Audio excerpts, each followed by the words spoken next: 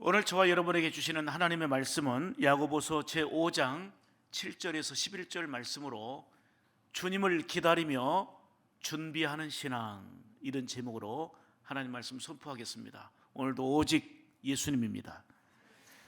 우리 한국 사람들은 기다리는 것을 잘 하지 못합니다. 빨리에 익숙해 가지고요, 좀 조급한 편입니다.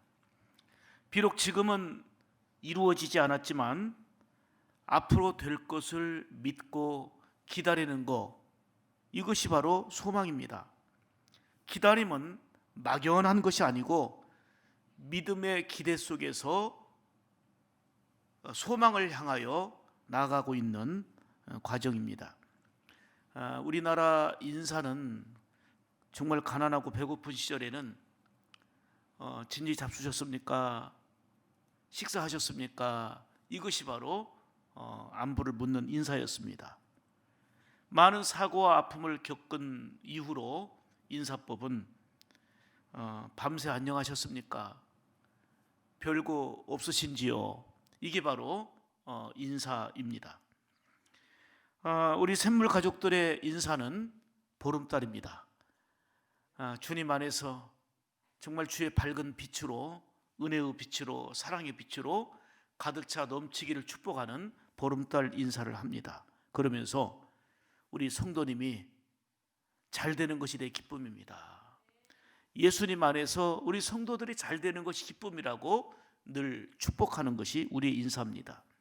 이스라엘 백성들은 만나면 인사하는 게 바로 샬롬이었습니다. 하나님의 평강이 여러분에게 함께하기를 원합니다 하고 샬롬하고 인사를 했습니다. 근데 초대교회 성도들의 인사는 마라나타입니다. 아멘, 주 예수여 어서 오시옵소서. 이게 바로 인사였습니다. 늘 주님을 기다리며 준비하는 신앙이 인사 속에도 잘 나타나 있는 것을 볼 수가 있습니다. 계시록 22장 20절 말씀을 보시게 되면 진실로 내가 속히 오리라. 아멘, 주 예수여 어서 오시옵소서. 이게 바로 계시록 22장에 나오는 말씀인데요, 초대교회 인사가 마라나타예요. 아멘, 주 예수여 어서 오시옵소서. 성도들은 부활 승천하실 때 우리 주님이 약속하신 대로 다시 오실 주님을 분명히 믿고 기다렸습니다. 사모했습니다. 그래서 만날 때마다 인사가 마라나타였어요. 여러분 힘들고 어려우시죠? 우리 주님 다시 오십니다. 이게 바로 초대교회 성도들의 영적인 분위기였습니다. 그래서 아침에 일어나서 주님 오늘 오실 건가요? 저녁에 잠을 청하면서 주님 오늘 밤에 오실 건가요? 이렇게 기도하며 주님을 고대하고 사모하는 믿음으로 살았던 것입니다. 이 사실을 보면서 제가 어린 시절을 생각해 봤어요. 어린 시절에 하나님을 예배하고 또 하나님을 찬양하는 가운데 그 마룻바닥에서 가득히 배운 성도들이 늘 빠지지 않고 불렀던 찬양 중에 하나가 바로 주님 고대가였습니다. 손양원 목사님이 작시한 낮에나 밤에나 눈물 머금고 내 주님 오시기만을 고대합니다. 가실 때 다시 오마 하신 예수님, 오 주여 언제나 오시렵니까? 어른들의 찬양만이 아니고 정말 어린 시절에 눈물로 같이 이 찬양을 불렀던 기억이 새롭습니다. 참 순수함과 주님을 향한 그 열정이 있었구나 하는 생각을 해봅니다. 여러분, 기독교는 절기가 매우 중요합니다. 절기는 하나님의 시간 계획표이기 때문입니다. 내 뜻대로, 내 계획대로, 내 좋아하는 대로 믿음 생활하는 게 아니고 하나님께서는 절기를 명하셨고요, 우리가 절기를 바로 이해하고 하나님의 시간 계획표대로 신앙생활하는 것이 건강하고 지혜로운 방법입니다. 그래서 절기를 잘 이해하게 되면 한 해의 신앙생활이 흐트러짐 없이 균형 있게 건강하게 나갈 수 있는 이런 길이 됩니다. 오늘부터는 예수님께서 약속하신 대로 오신 성탄절까지 4주간을 대강절 혹은 대림절이라 합니다. 그래 11월 마지막 주일이 대림절이 시작주일이고 성탄절까지를 4주간 대강절, 대림절, 그래서 스톨도 이 참회와 경건함을 의미하는 이 보라색을 착용하게 됩니다. 우리를 구원하기 위해 약속하신 대로 오신 성탄하신 예수님을 맞이하고 더 나아가 부활 승천하시면서 내가 다시 오시마 약속하신 재림하실 주님, 다시 오실 주님을 기다리고 준비하는, 어느 때나 그래야 되겠지만 이 대강절, 대림절을 맞이해서 더욱더 주님을 사모하고 기다리며 준비하는 신앙으로 무장해야 되겠다. 이것이 바로 지혜로운 성도의 삶입니다. 대강절, 이 대림절이라는 뜻은 도착 혹은 온다, 이런 뜻입니다. 물론 어느 때나 1월달도 5월달도 어느 때나 주님을 기다리며 준비하는 신앙이 우리에게 있어야 되겠습니다마는, 이 대림절을 맞이해서 우리를 구원하기 위해 오신다고 약속하신 대로 오신 주님의 성탄의 주님을 기다리고 더욱더 뜻깊게 맞이하고 다시 오실 재림의 주님을 기다리며 준비하고 참여하고 기도하며 지내는 대림절이 될 때에 더 경건하고 복된 성도의 삶이 된다는 사실입니다. 그러기에 대강절, 대림절은 겨울철의 사순절이다라는 별명이 붙을 만큼 사순절과 비슷한 이러한 영적 분위기를 자아냅니다. 그러므로 언제나 주님을 기다리며 준비하는 이런 신앙생활이 우리에게는 필수적입니다마는, 대강절을 맞이해서 더욱더 성육신하신 예수님을 기쁨으로 맞이하기 위해서 내가 어떻게 준비할까, 어떤 마음으로 주님을 더욱더 기다리며 사모할까 하는 이런 영적 점검이 필요합니다. 하나님의 본체이신 예수님이 우리 구원을 위해서 인간의 몸을 입고 이 땅에 약속하신 대로 오신 인카네이션, 이게 바로 성탄입니다. 이 사실을 우리가 믿음으로 기다리고 준비하고 성탄하신 예수님을 알리고 전하는 이런 삶이 우리에게 필요한 것입니다.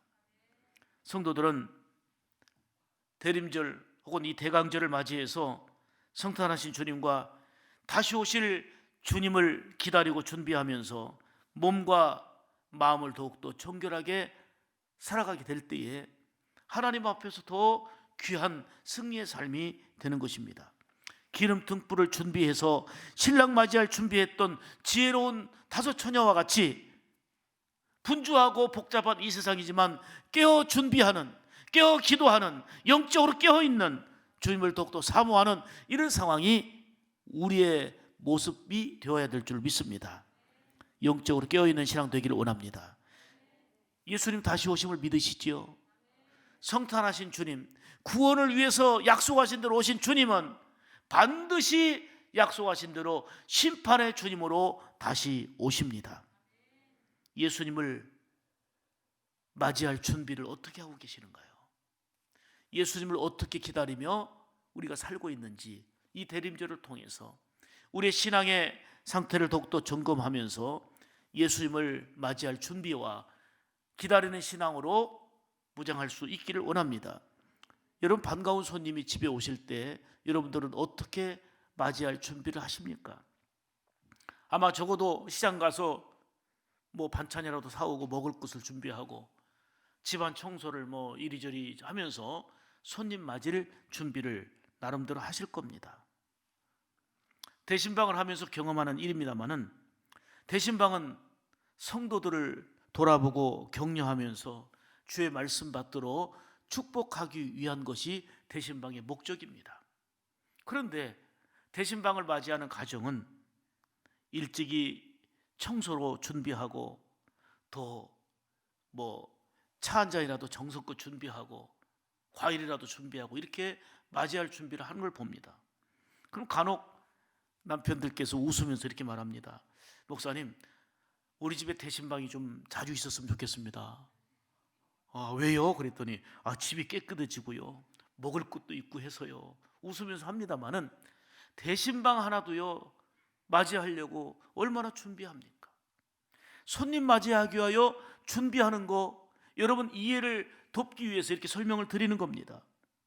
손님 맞이하기 위해서도 청소하고 준비하며 기다리는데, 성탄하신 주님을 준비하며 기다리자 할 때 어떤 준비를 우리가 하고 있습니까?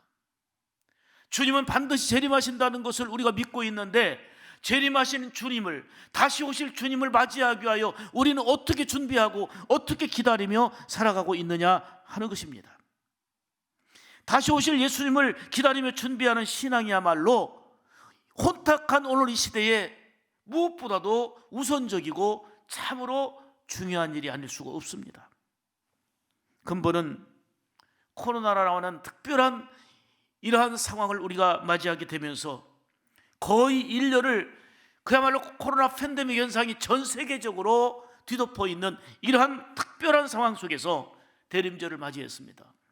주님을 기다리며 준비하는 더 복되고 뜻깊은 이러한 신앙의 우리의 모습이 되도록 다시 한번 영적으로 깨어 있으면서 준비하는, 그리고 주님을 사모하고 기다리는 이런 믿음의 사람들이 되어야 될 줄 믿습니다. 그럼 우리가 다시 오실 예수님을 기다리며 준비하려면 어떻게 해야 될지 오늘 본문을 통해서 주시는 세 가지의 생명의 말씀을 듣기를 원합니다.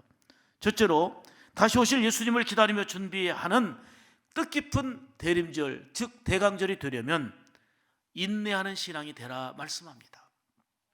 오늘 본문 7절입니다. 그러므로 형제들아, 주께서 강림하시기까지 뭐하라 그랬어요? 크게 길이 참으라. 길이 참으라.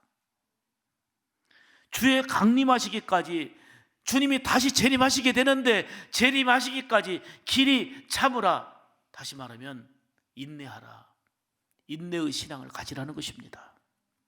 예수님은 구약 성경에 예언된 대로 우리의 구원을 위해서 오신다고 약속하신 대로 오셨습니다. 그게 바로 2020년 전에 일어난 성탄입니다. 예언이 성취된 것입니다. 그리고 우리 주님은 심판을 위해서 다시 오신다, 다시 오마 약속하셨습니다. 주님은 약속하신 대로 반드시 오십니다. 오늘 성경은 형제들아, 주께서 강림하시기까지 길이 참으라 말씀합니다. 인내하면서 기다리는 신앙의 필요성을 말씀하고 있는 것이지요. 다시 오실 주님을 분명히 믿고 오래 참음으로 기다리라, 인내하는 신앙 가지라 하는 말씀입니다. 8절 보시면 너희도 길이 참고 그랬고요, 10절에 보면 오래 참음의 본으로 삼으라, 이렇게 절절 인내를 강조하고 있습니다. 당시 초대교회 성도들은 인사가 마라나타인 것처럼 아멘 주 예수여 어서 오시옵소서, 핍박이 있고 고난이 있고 어려움이 있었지만 주님 다시 오실 것을 바라보면서 인내하며 승리했는데, 아니 이때나 저때나 기다려도 예수님이 오시지 않는 거예요. 다시 오시지 않는 거예요.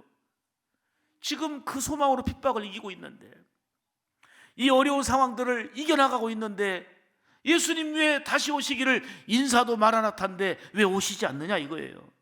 그래서 심신이 지치고 어떤 이들은 낙심하고 힘들어하는 이런 경향을 보였습니다. 그러자 야고보 사도는 오늘 본문을 통해서 여러분 지치고 힘들어 있는데 예수님은 반드시 다시 오십니다. 그때까지 길이 참는 인내의 신앙을 가지십시오, 이렇게 권면한 것입니다. 지금 당장 예수님이 오시지 않는 것 같아도 실망하지 마십시오. 길이 참으십시오. 인내하는 신앙을 가지십시오. 예수님은 반드시 다시 오십니다라고 권면했다는 말씀입니다. 여러분, 인내의 특징은 크게 두 가지입니다. 하나는 성숙한 사람이 인내합니다. 성숙한 사람이 기다릴 줄 압니다. 여러분, 성숙하지 못한 사람의 특징이 기다리지 못하는 거예요. 그래서 성숙하지 못한 어린아이들이 조급하고 더 기다리지 못하는 이유가 거기에 있습니다. 또 기다림은 믿음입니다. 믿기에 기다리는 것입니다. 막연한 기다림이 아니고 믿기에, 반드시 이루어질 것을 믿기에 소망 중에 기다리게 되는 것입니다. 여러분 보세요. 성령 우리가 충만해야 되겠는데 성령 충만하면 열매가 나타나요. 은사가 나타나고 열매가 나타나는데 그 나타나는 열매 중에 하나가 바로 오래 참음입니다. 성령 충만하여서 맺는 열매가 바로 인내라는 것입니다.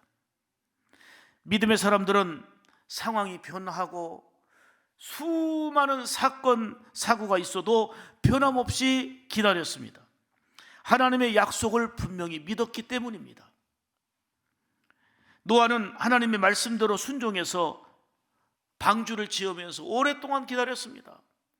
사람들은 듣지 않았습니다. 오히려 비판하고 손가락질했습니다. 조롱했습니다. 그렇지만 하나님의 약속을 분명히 믿고 노아는 뭐 했습니까? 기다린 거예요. 인내의 신앙을 가진 거예요. 결국 홍수 심판 때 구원을 받았습니다. 믿음의 조상이라 일컫는 아브라함 보십시오. 아들을 주겠다고 하나님이 약속하셨습니다. 약속을 붙잡고 기다리는데도 아들을 주시지 않는 거예요.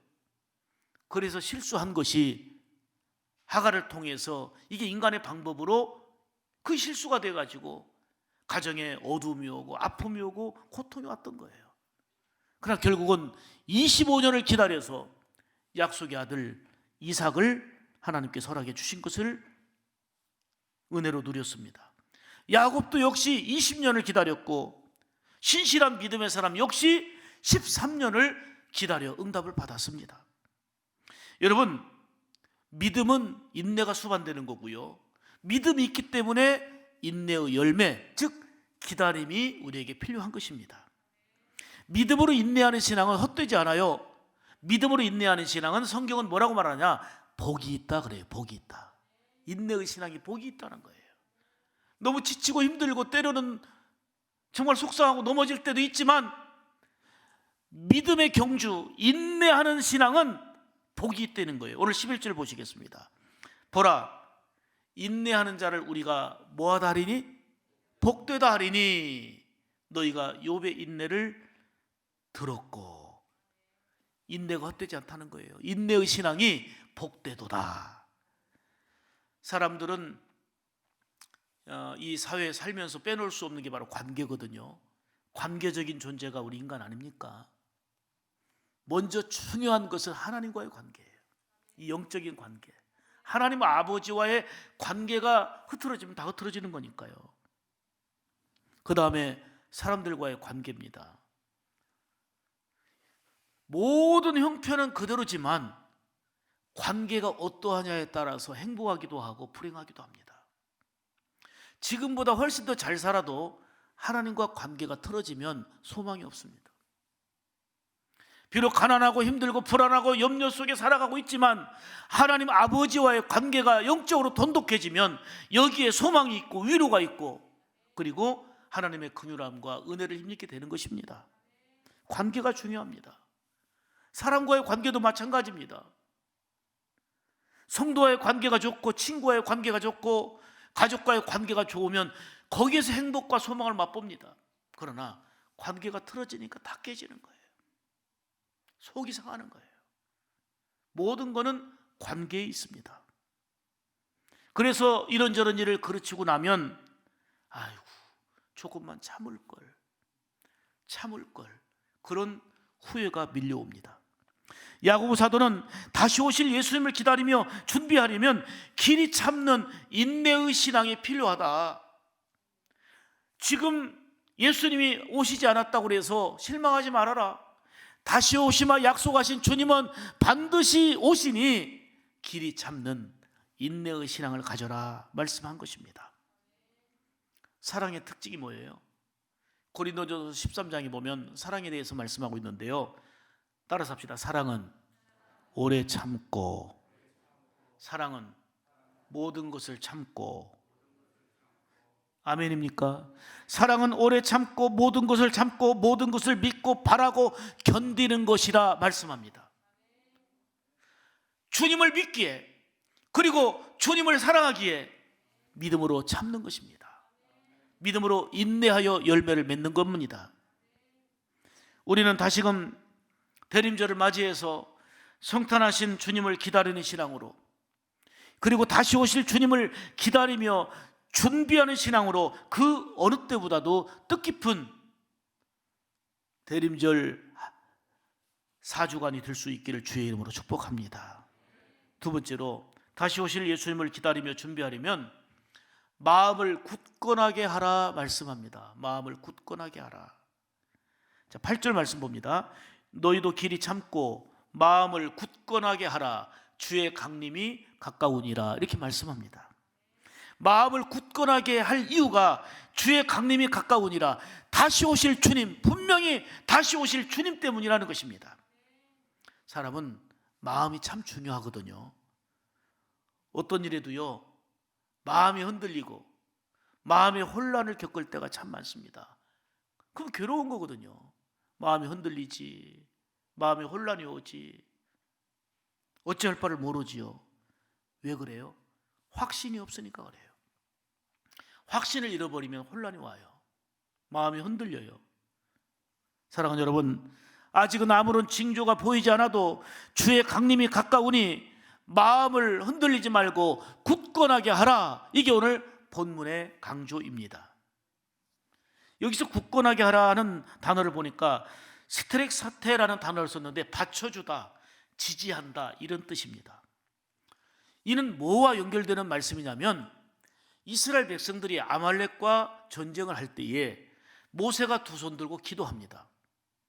이 기도의 손이 그대로 있을 때는 이스라엘이 이겼고, 피곤하고 지쳐서 이 기도의 손이 내려오면 아말렉이 이기고, 그런데 모세도 사람인지라 기도의 손을 올리고 기도할 때 이기고 있지만 피곤하고 지치니까 이 손이 내려온단 말이에요.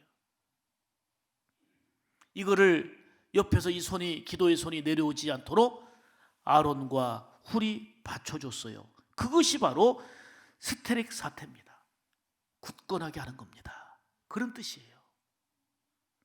기도하는 손이 내려오지 않도록 서로 받쳐주는 거. 마음이 흔들리지 않고 주의 강림이 가까이 옴을 믿고 이 시대 풍조를 보면서 깨어있는 신앙으로 기름 등불 준비한 슬기로운 다섯 처녀처럼 누가 뭐래도 외롭고 힘들어도 조롱하고 손가락질해도 믿음을 지키는, 마음이 흔들리지 않고 마음이 굳건해지도록 서로를 받쳐주는 이러한 신앙의 삶이 어느 때보다도 필요하다, 그 말입니다. 사랑하는 여러분, 코로나가 길어지고 있지만 어떤 상황이 전개된다 할지라도 마음 흔들리지 않기를 바랍니다. 아니, 마음을 굳건하게 하기를 바랍니다. 반드시 주님은 약속하신 대로 다시 오십니다. 본문의 말씀대로 예수님이 오실 날이 가까워지고 있기 때문입니다. 그야말로 코로나 팬데믹 현상으로 많은 사람들이 흔들리고 신앙에서 멀어지고 있습니다. 어떤 사람은 계속되는 어려움과 힘든 상황으로 인해서 마음이 흔들립니다.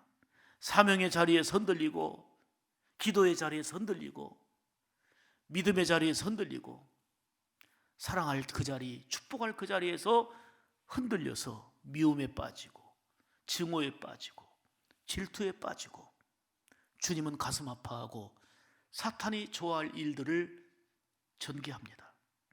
사랑하는 여러분, 이런 상황에 놓여 있는 우리에게 주님은 말씀합니다. 어떤 어려움 속에서도 인내하며 마음을 굳건하게 하여 믿음을 지키라 말씀하십니다. 반드시 주님은 다시 오십니다. 믿음을 가진 자는 승리한다 말씀합니다. 두렵고 힘든 상황 속에서 세상 뉴스와 세상의 소리와 사람의 소리에만 귀를 기울이지 마십시오. 더욱더 이럴 때일수록 세미하게 들려주시는 하나님의 음성에 더욱더 귀를 기울이시기를 축복합니다. 영의 귀가 열리기를 주의 이름으로 축복합니다. 이사야 41장 10절 말씀을 다시 한번 주목해 보십시오. 두려워 말라, 내가 너와 함께 함이니라. 놀라지 말라, 나는 내 하나님이 됨이니라. 내가 너를 굳세게 하리라. 참으로 나라의 의로운 오른손으로 너를 붙들리라. 아멘입니까? 여기서 너라는 단어가 많이 나오는데 거기에 여러분의 이름을 대입해서 믿음으로 고백해 보시기 바랍니다. 다시 한번 고백하겠습니다. 두려워 말라. 제가 여기 너를 소화평으로 했는데 홍길동으로 바꿔놨네. 두려워 말라. 자, 시작. 두려워 말라, 내가 소화평과 함께 함이니라. 놀라지 말라, 나는 소화평의 하나님이 됨이니라. 내가 소화평을 굳세게 하리라. 참으로 소화평을 도와주리라. 참으로 나의 의로운 오른손으로 소화평을 붙들리라. 아멘입니까? 이 약속의 말씀을 붙잡고 뉴스 소리, 세상의 소리, 여러 가지 소리도 듣고 지혜롭게 판단하는 거 필요하지만 이 어려운 상황일수록 더욱더 주의 음성에 귀를 기울이기를 주의 이름으로 축복합니다. 흔들리는 마음, 괴롭고 힘든 마음에서 다시금 마음을 굳건하게 하려면 이 하나님의 말씀이 잘 들려져야 합니다. 이 말씀에 늘 아멘으로 응답하는 균형 잡히고 건강한 신앙이 되어야 될 줄 믿습니다. 비록 코로나 상황이 오랫동안 계속되어서 많이들 어렵고 불안과 두려움이 밀려오지만 여전히 우리 주님은 우리의 피난처가 되시고 우리의 피할 바위가 되시고 반석이 되어 주십니다. 주님을 크게 바라보면서 마음 흔들리지 말고 굳건한 마음, 굳건한 믿음을 가지기를 주의 이름으로 축복합니다. 이것이 바로 다시 오실 예수님을 기다리며 준비하는 성도의 아름다운 자세입니다. 그런데 흔들리는 마음을 잡는다는 게 쉽지가 않아요. 요동하는 마음을 잡는다는 게 쉽지가 않아요. 내가 한번 결단해 보려고 노력하지만 잘 안 된단 말이에요. 제가 자주 쓰는 표현입니다만 어떤 사람이 맨날 결단만 하고 실행을 안 하니까 새롭게 결단했어요. 나는 이제부터 결단 안 하기로 굳게 결단한다. 맨날 결단만 하는 거예요. 내가 결단하고 내가 각오한다고 되어지는 게 아니에요. 흔들리는 마음을 잡는 것이 그렇게 쉽지가 않아요.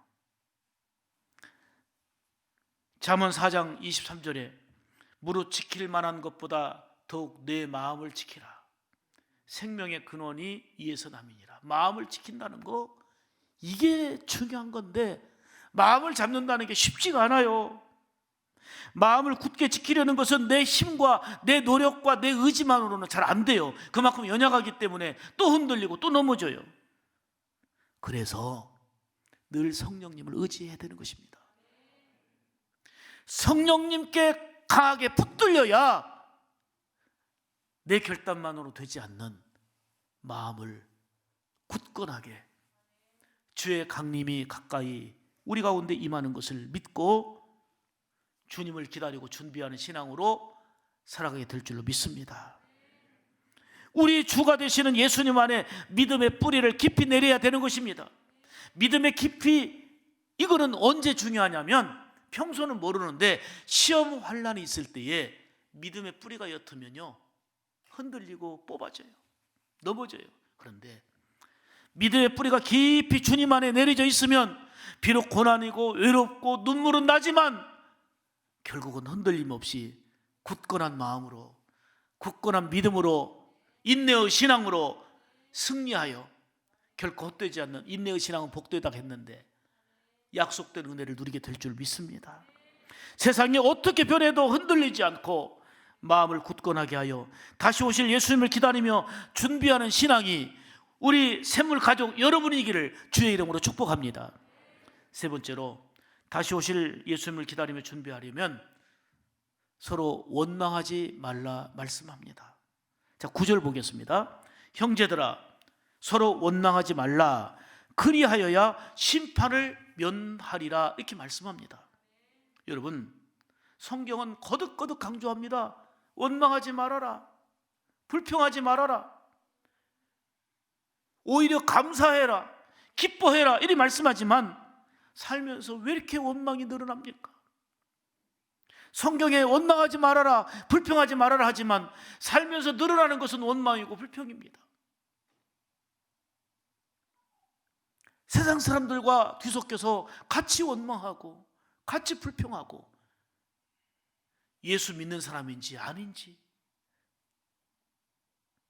사랑하는 여러분, 살다 보면 원망할 일들과 사건들이 발생합니다. 지금의 불편한 현실, 속상한 것들을 바라보니까 원망이 나오고 불평이 나올 수 있습니다. 그런데 성경은 말합니다. 이런 상황 속에서도 다시 오실 예수님을 기다리며 준비하는 신앙으로 서로 원망하는 것을 하지 말아라. 그리하여야 심판을 면하리라 그랬어요. 다시 말하면 원망과 불평은 결국은 심판을 불러오는 거라는 것입니다. 닭이 원망을 했어요. 닭이 무슨 원망을 했느냐? 참 사람들은 나쁘다고 원망합니다. 왜냐? 자기네들은 사람을 얘기하는 거예요. 자기네들은 아기를 안 낳으면서 우리한테는 알을 많이 낳으라고 밤에도 불 켜놓고 있다는 거예요. 닭들이 막 원망해요. 그러니까 돼지가 또 이걸 원망합니다. 참 사람들은 참 나쁘다. 뭐 나쁜 뭐 욕을 할 때 보면은 소 같은 놈 그런 게 아니고 돼지 같은 놈 그런다고, 왜 그런지 사람들 나쁘다고 막 원망합니다. 그러니까 이를 듣고 있던 소도 원망합니다. 사람들은 참 나빠. 사람들은 맨날 내 젖을 먹으면서 나한테 엄마라고 부르는 놈이 하나도 없어.